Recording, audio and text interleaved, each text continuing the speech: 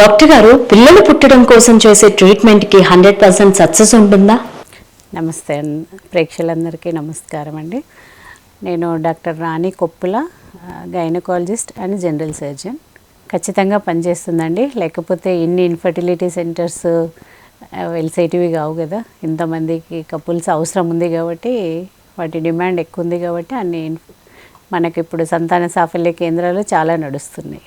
Infertility అనేది అది problem భార్యాభర్తలలో ఎవరికైనా ఉండొచ్చు కదా. సో అక్కడ ట్రీట్మెంట్ జరిగే విధానం ఏంటంటే, ఆ ఇద్దరికి పరీక్షలు చేయించి అసలు ఇందులో ఎవరికి ప్రాబ్లం ఉంది, ఎక్కడ ప్రాబ్లం ఉంది అనేది ఎవాల్యుయేట్ చేసి అది ట్రీట్మెంట్ అనేది ఫెసిలిటేషన్. వాళ్ళు ఏదో ట్రీట్మెంటు మెడిసిన్స్ ద్వారా పిల్లలు పుట్టారు.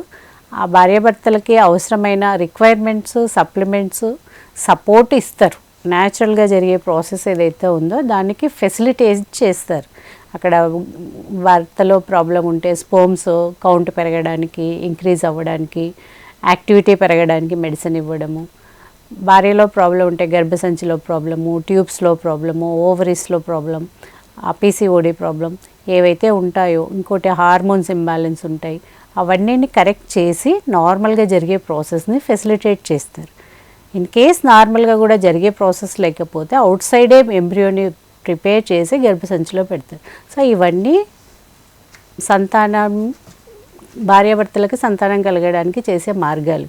సో ఖచ్చితంగా అది వర్కౌట్ అవుతుంది. అపోహలు ఏమైనా ఉన్నాయా మేడం? అపోహలు అంటే దాన్ని చేసే విధానంలో డాక్టర్ కమిట్మెంటు, ఆ ఫెర్టిలిటీ సెంటర్ కమిట్మెంట్ మీద ఆధారపడి ఉంటుంది. ఇన్ఫర్టిలిటీ కొంతమంది ఏదో తప్పులు చేశారని మొత్తానికి ఆ సెటప్పే పనిచేయదు, అదంతా ఫేక్ అనేది కరెక్ట్ కాదు. మెనోపాజ్ దశ అంటే ఏంటి? మెనోపాజ్ అనేది ఒక ఉమెన్కి అది పీరియడ్స్ సైకిల్స్ అనేది ఆగిపోయే ప్రాసెస్. ఆ మెనోపాజ్ వచ్చే ఆ 2-3 ఇయర్స్, 4-5 ఇయర్స్, అరౌండ్ 40 to 45, ఈ మధ్యనే 45 to 50 వరకు కూడా ఉంటుంది కొంతమందికి. సో ఆ టైంలో వచ్చే చేంజెస్ని మెనోపాజల్ సిమ్టమ్స్ అంటారు. దాంట్లో కొంచెం ఉమెన్ ఆ 2-3 ఇయర్స్, 4 ఇయర్స్ బాగా సఫర్ అవుతూ ఉంటారు. ఆ టైంలో వాళ్ళకు బ్లీడింగ్ చేంజెస్ వస్తూ ఉంటాయి. ఎక్సెస్ బ్లీడింగ్ అవ్వడమా, లేదంటే తక్కువ అవ్వడమా, లేదంటే కొన్నిసార్లు ఫైబ్రాయిడ్స్ వస్తుంటాయి, కొన్నిసార్లు అసలు పీరియడ్స్ మధ్యలో బ్రేక్ వచ్చిందంటే కంటిన్యూగా నెలలు కూడా అయ్యే వాళ్ళు కూడా ఉంటారు. ఆ టైంలో హార్మోన్స్ ఇంబ్యాలెన్స్ వల్ల వాళ్ళకి హార్ట్ ఫ్లషెస్ వస్తూ ఉంటాయి, ఎమోషనల్ ఇంబ్యాలెన్స్ అవుతూ ఉంటారు. చాలామంది అరుస్తుంటారు, కోపం వస్తుంటుంది, ఏడుస్తుంటారు. అంతకుముందు చిన్న విషయాలకి రియాక్ట్ కాని వాళ్ళు కూడా చిన్న ఇరిటేషన్కి కూడా ఎక్కువ రియాక్ట్ అవుతూ ఉంటారు. ఇంకోటి వాళ్ళ వెయిట్ గెయిన్ అవుతూ ఉంటారు. ఆ టైంలో కొంచెం ఫ్యామిలీ సపోర్ట్ అనేది ఉమెన్కి చాలా అవసరం. ఆ టైంలో ఒక స్టేజ్ దాటిందంటే, వన్స్ మెనోపాజ్ వచ్చేసిందంటే పీరియడ్స్ కంప్లీట్గా ఆగిపోతాయి. అంటే ఎగ్స్ అనేటివి ఓవరీస్లో రిలీజ్ అవ్వడం అనేది కంప్లీట్ అయిపోయిన తర్వాత ఇంకా no further eggs, no follicles అన్నప్పుడు ఇంకా మెనోపాజ్ వచ్చేసినట్టు లెక్క. ప్రెగ్నెన్సీ ప్లాన్స్ చేసే ముందు ఎటువంటి జాగ్రత్తలు తీసుకోవాలి డాక్టర్ గారు? ప్రెగ్నెన్సీ ప్లానింగ్ అనేది ముందు సాధ్యమైనంత వరకు మ్యారేజ్ అయిన ఎర్లీ స్టేజెస్లోనే ప్రెగ్నెన్సీకి ప్లాన్ చేసుకుంటే బెటర్. ఎందుకంటే ఇప్పుడు అసలు మ్యారేజెస్ లేట్గా అవుతున్నాయి. మినిమం 25 లేనిది ఎవరు పెళ్ళిలే చేసుకోవట్లేదు. So as early as possible first పిల్లల్ని కనాలి అని డెసిషన్ తీసుకోవాలి. తీసుకున్న తర్వాత ఒకటి ఫోలిక్ యాసిడ్ అనే సప్లిమెంట్ ఉంటుంది. అది కంపల్సరీ మ్యారేజ్ అంటే 3 months ముందు నుంచి, ప్లాన్ చేసుకునే 3 months ముందు నుంచే టాబ్లెట్ వాడాలి. వాడుతూ ఉంటే ఏమవుతుందంటే బేబీకి వచ్చే కొన్ని genetic problems, neural tube defects అంటారు, ఆ క్రోమోజోమల్ అబ్నార్మాలిటీస్ కొంతవరకు తగ్గిస్తుంది, రాకుండా కాపాడుతుంది.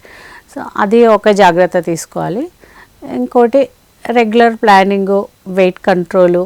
ఇద్దరికి వీలైతే ఒకసారి మేము ప్లాన్ చేసుకుంటున్నాము, మాకేమన్నా ప్రాబ్లమ్స్ ఉన్నాయా అని ఒకసారి గైనకాలజిస్ట్ దగ్గరికి వెళ్ళి ఇద్దరు చెకప్ చేయించుకొని, దానికి కొన్ని హెల్త్ హ్యాబిట్స్ కూడా ఉంటాయి. ఇప్పుడు మేల్స్ ఉన్నారు, స్మోకింగ్, డ్రింకింగ్ ఉంటుంది. సో వాటి వల్ల స్పోమ్ క్వాంటిటీ తగ్గడం, క్వాలిటీ ఆఫ్ స్పోమ్స్ తగ్గడం ఉంటుంది. ఫీమేల్స్కి కొన్నిసార్లు పీసీఓడి ప్రాబ్లం, ఓవర్ వెయిట్ అలాంటివి ఉన్నప్పుడు ఎగ్ క్వాలిటీ కూడా తగ్గే ఛాన్స్ ఉంటుంది.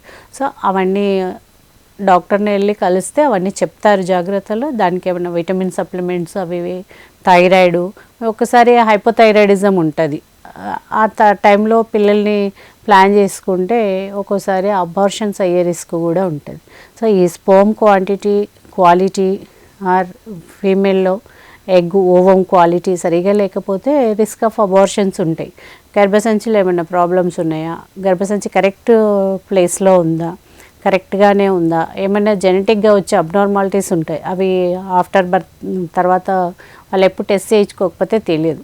కొన్నిసార్లు యూట్రస్ సింగిల్గా ఉండదు, బైకార్నియేట్ యూట్రస్ అంటారు, రెండుగా ఉండడము, మధ్యలో సెప్టమ్ అని ఉంటుంది, అదొక డిఫెక్ట్. అలాంటివి ఆ ట్యూబ్స్ ఒక్కోసారి బ్లాక్ ఉంటాయి ఇన్ఫెక్షన్స్ వల్ల. సో అవి కరెక్ట్గా ఉన్నాయా, అవన్నీ చెక్ చేసుకున్న తర్వాత ప్లాన్ చేసుకుంటే రిస్క్ ఆఫ్ అబార్షన్స్ తక్కువ ఉంటాయి, సక్సెస్ రేటు తొందరగా వచ్చే ఛాన్స్ కూడా ఎక్కువ ఉంటాయి. రొమ్ములో నొప్పి మరియు బరువు పెరగడం ఎటువంటి సమస్యకు కారణం మేడం?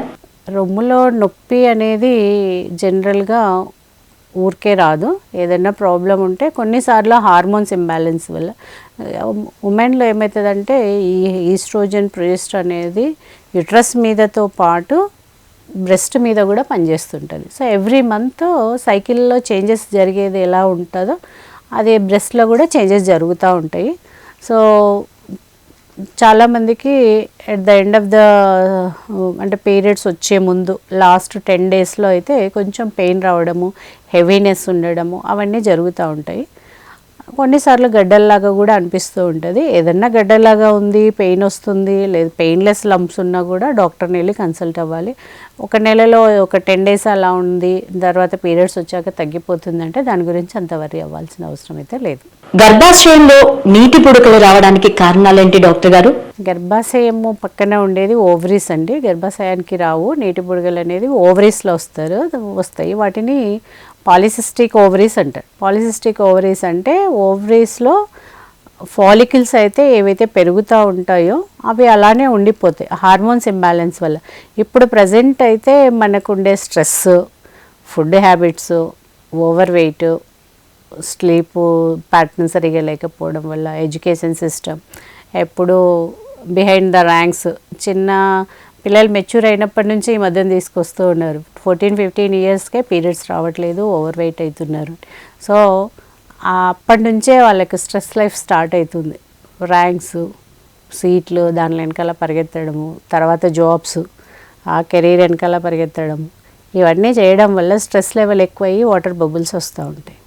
ఆ తర్వాత లేట్ మ్యారేజెస్, దానివల్ల కూడా అది సరిగ్గా హార్మోన్స్ అనేది బ్యాలెన్స్ చేయకపోవడం వల్ల junk food, out side food, fat, over weight, physical activity తగ్గిపోయింది, సెడెంటరీ లైఫ్ స్టైల్ ఎక్కువైంది.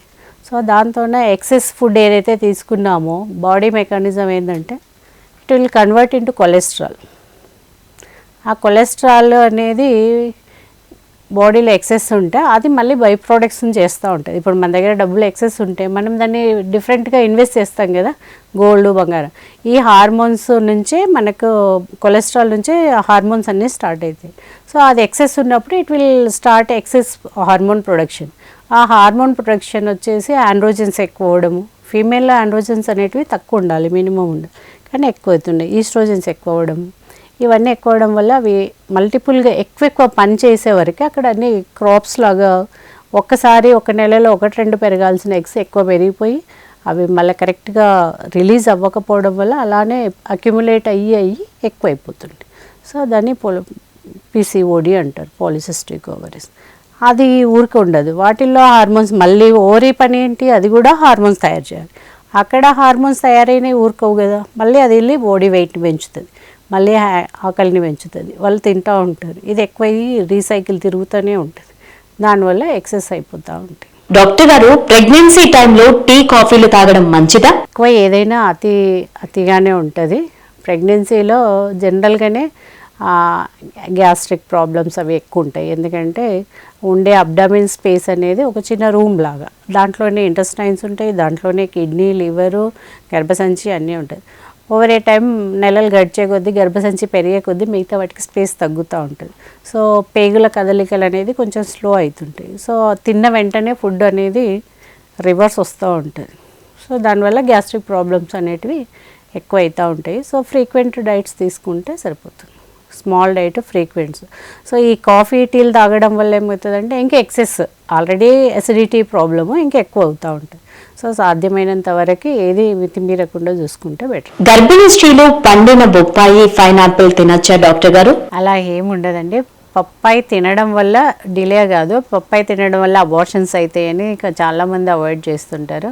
కొంతమంది పప్పాయి తింటే పీరియడ్స్ వస్తాయని వాళ్ళకి ఇర్రెగ్యులారిటీ ఉన్న పప్పాయి తిన్నాను అయినా రాలేదు అని వస్తుంటారు. కొంతమంది పప్పాయి తిన్నాను అబార్షన్ అవుతుందా, పప్పాయి తిన్నందుకే బ్లీడింగ్ అయిందా ప్రెగ్నెన్సీలో అని వస్తుంటారు. అది కరెక్ట్ కాదు. పప్పాయి అనేది రైప్ అండ్ ఫ్రూట్, మంచిగా పండిన పప్పాయి అనేది ఎలాంటి హాము చేయదు ప్రెగ్నెన్సీ. అవన్నీ పాత రోజుల్లో సినిమాలలో పప్పాయి అత్తగారు తెచ్చి పప్పాయి పైనాపిల్ తినిపెడితే కోడలికి అబార్షన్ అయినట్టు సినిమాలలో చూపించి జనాలకు అది బాగా ఫీడ్ అయిపోయింది. కానీ ఆ పప్పాయి పైనాపిల్ తినడం వల్ల అబార్షన్స్ కావు, ప్రెగ్నెన్సీ కూడా ఏమీ కాదు. చాలామంది మిస్క్యారేజ్ కోసము ట్యాబ్లెట్స్ వాడకుండా ఇవి వాడి వస్తూ ఉంటారు. నేను తిన్నాను అయినా పెరిగిపోయింది, అబార్షన్ అవ్వలేదని వస్తూ ఉంటారు. అది అబార్షన్స్ కావు.